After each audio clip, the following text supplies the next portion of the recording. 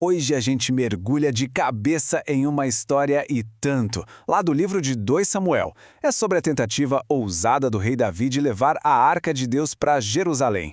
Uma narrativa que fala de ambição, de muita festa, mas também de um erro que quase custou tudo.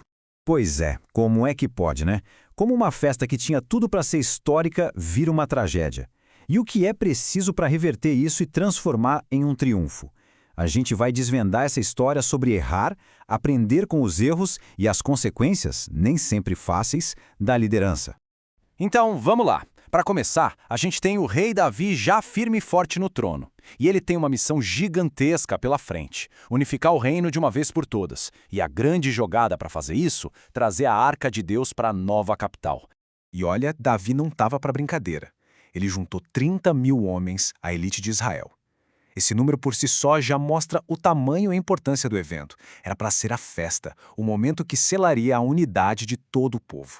O objetivo era justamente transportar esse objeto que era super simbólico. A arca não era só uma caixa bonita, entende? Era como se fosse o próprio trono de Deus ali na terra. Então, levar a arca para a cidade de Davi era mais do que uma mudança. Era centralizar o poder político e espiritual em um lugar só, uma jogada de mestre.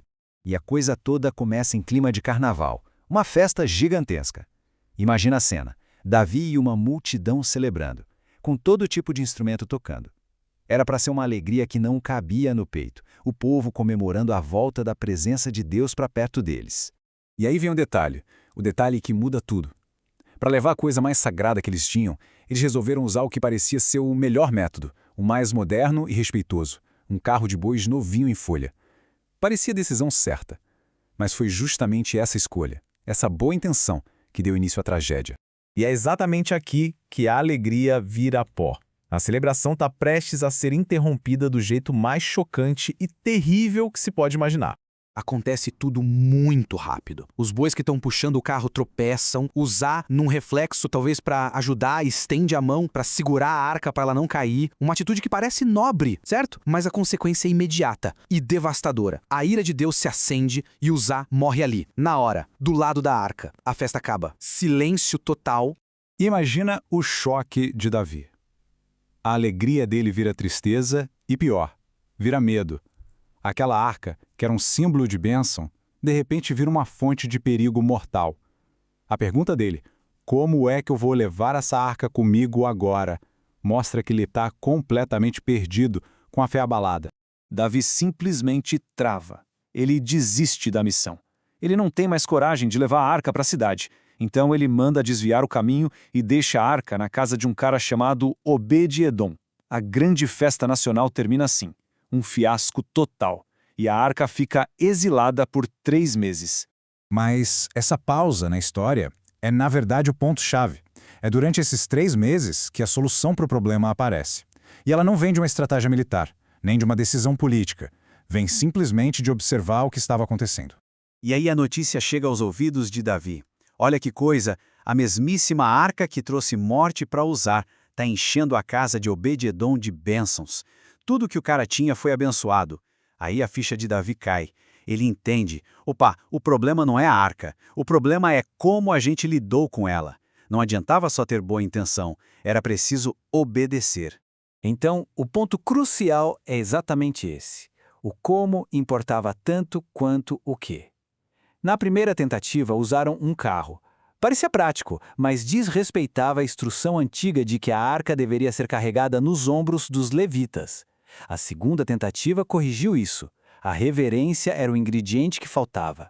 E essa mudança no método mudou o resultado da água para o vinho.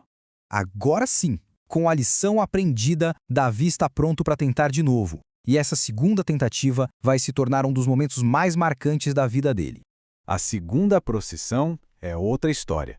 Eles fazem tudo do jeito certo, com um espírito de alegria e, ao mesmo tempo, de muito respeito. A cada 6 passos, eles paravam para oferecer sacrifícios. A celebração estava de volta, mas agora com uma base de obediência e reverência. E no centro de tudo estava o próprio Davi. Ele tira suas roupas de rei, veste uma roupa simples de linho, como a de um sacerdote, e deixa toda a pompa de lado. Ele dança, ele pula, ele celebra com todo o seu ser, num ato de adoração pessoal, sem se preocupar com o que os outros vão pensar. E desta vez, sucesso total! A arca finalmente entra em Jerusalém com o povo gritando, com trombetas tocando, a cidade vira uma festa só. E para fechar com chave de ouro, Davi abençoa todo mundo e distribui comida, consolidando seu papel de líder espiritual e provedor do povo. Mas, enquanto a nação inteira comemorava, uma treta daquela se formava em silêncio. O maior trunfo público de Davi estava prestes a virar um conflito bem sério dentro do próprio palácio. Pois é, nem todo mundo estava feliz. A esposa de Davi, Mical, que era filha do antigo rei Saul, um cara bem mais formal, assistia tudo da janela do palácio. E o texto é direto. Ela não viu um rei adorando a Deus. Ela viu o marido fazendo papel de bobo, se rebaixando na frente de todo mundo e o desprezou. Para ela, a dignidade real era mais importante que a devoção. Quando Davi chega em casa, ela não perde tempo e já vem com um sarcasmo cortante. Ela basicamente disse: "Nossa, que papelão, hein? O rei de Israel se cobrindo de glória, se mostrando para as servas como um qualquer. A preocupação dela era só com a imagem, com o status, com as aparências." Mas a resposta de Davi é poderosa, daquelas de virar o jogo. Ele deixa claro, olha, eu não fiz isso para você ou para qualquer pessoa ver. Eu fiz isso perante o Senhor.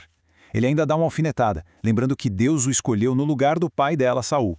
E finaliza dizendo que, por Deus, ele se faria de ainda mais indigno, porque a honra dele vem de Deus e não do protocolo real. E a história termina com uma frase bem pesada, definitiva. O texto não dá detalhes, só diz que Mical, filha de Saul, nunca teve filhos.